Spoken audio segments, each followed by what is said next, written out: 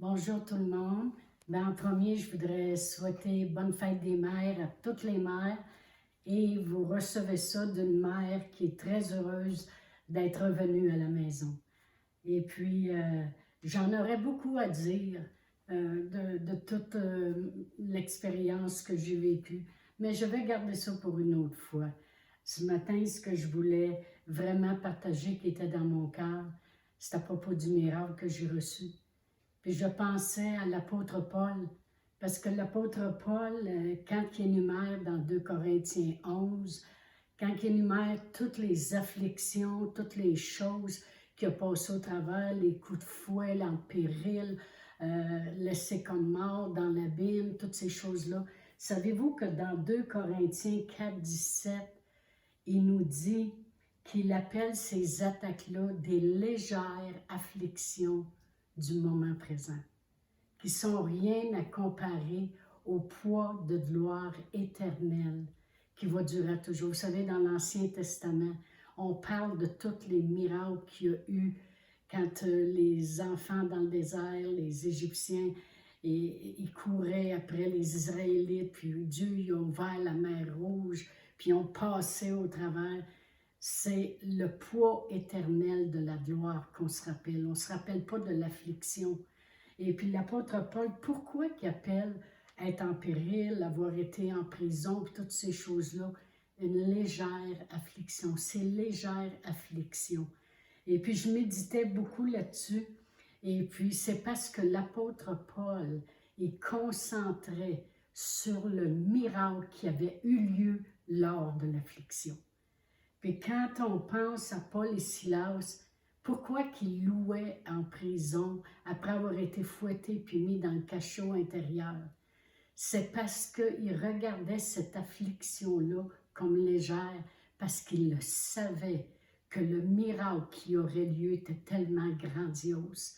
Fait qu'ils louaient leur Dieu parce qu'ils savaient que ces choses-là qu'on passe au travers, c'est des légères afflictions comparées au miracle que Dieu fait.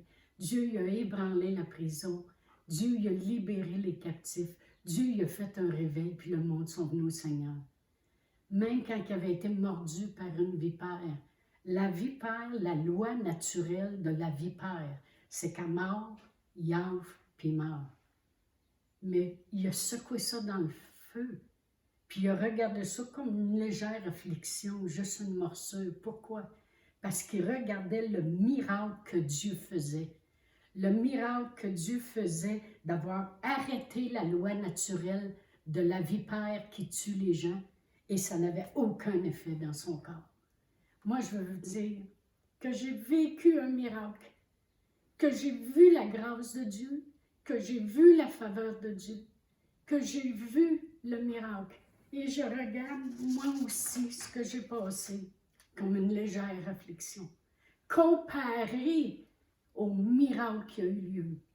Peut-être que vous allez dire, « Ah, ben, il y a beaucoup de gens qui ont eu le corona, le COVID, peu importe comment qu'ils l'appellent, et puis qui ont passé au travers. » Je peux vous dire une chose, le médecin me dit que je ne pouvais pas descendre plus bas que ça, puis qu'il était surpris de me parler. Je peux vous dire que mes filles avaient des nouvelles, et puis qu'ils savaient des fois que peut-être il me resterait juste 1 heure à vivre. Moi, j'ai vécu le miracle. Mais ce que je veux que vous compreniez, c'est que les choses par lesquelles on passe ne sont pas de Dieu. Le malheur atteint souvent le juste, mais l'Éternel l'en délivre toujours. Mais il faut regarder ça comme une légère affliction comparée au miracle que Dieu fait. On sert un Dieu miraculeux. Moi, ce que je veux vous dire aujourd'hui, c'est un énorme merci. Un énorme merci pour votre foi qui a été plantée en haut, en vous, je veux dire, et que vous avez mis en action pour moi. Je veux vous dire un gros merci pour les déclarations que vous avez faites avec votre bouche et la parole de Dieu que vous avez parlé en ma faveur.